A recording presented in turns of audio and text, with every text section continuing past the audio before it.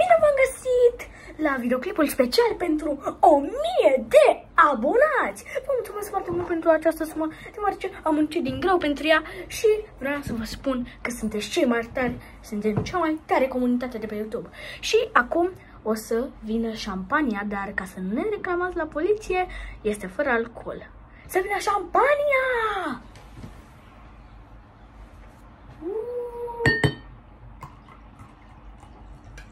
Ne-am pus și noi aici puțină șampanie. Și haideți să începem. Cum am început eu să fac videoclipuri pe YouTube și așa? Am văzut, când mi-am creat un cont de Gmail, am văzut acolo un plus, l-am apăsat și am început să fac primul meu ușor, acela cu videoclipul. Și după aceea am postat videoclipul și am zis că la 10 abonați vom face face reveal la o abonată, abonata fiind Maria. Și așa s-a creat canalul Mariei, care a fost creat pe 22 iunie și al meu a fost creat pe 21. Foarte interesant. După care am început pe la 50 de abonați. Știți că trebuie să plec la Moldova, n-am mai postat o lună, îmi pare rău și acum. Doar că am revenit foarte bine. Și am început și o să descoper setările YouTube-ului. Am început să mai fac una alta. Și am început să fac și eu acolo cu Takis, cu Prime, cu așa. După care au venit ecranele verzi. Ce sunt acele ecranuri verzi?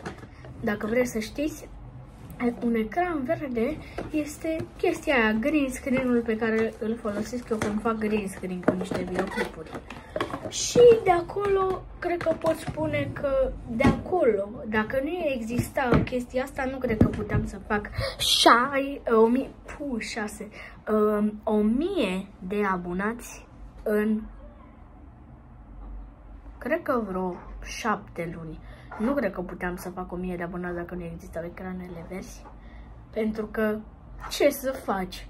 Mai făceai și tu că te plimbai cu trotineta, mai așa, dar nimic, acolo 20-30 de vizionări maxim. Revenind, vă mulțumesc foarte mult pentru această sumă.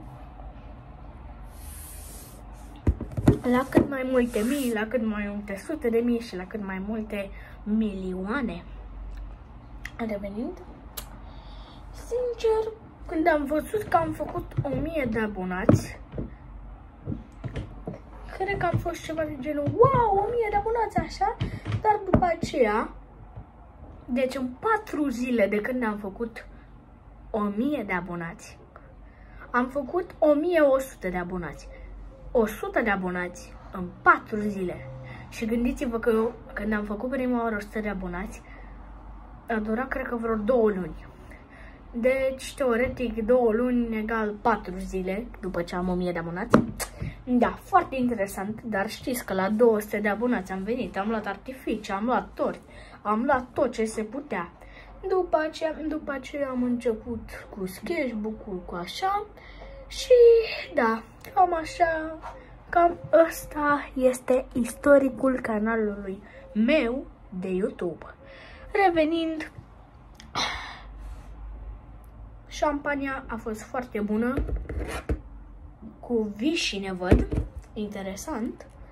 Și da, cam acesta a fost videoclipul. Nu uitați să dați un like, share și un subscribe ca să facem cât mai multe mii.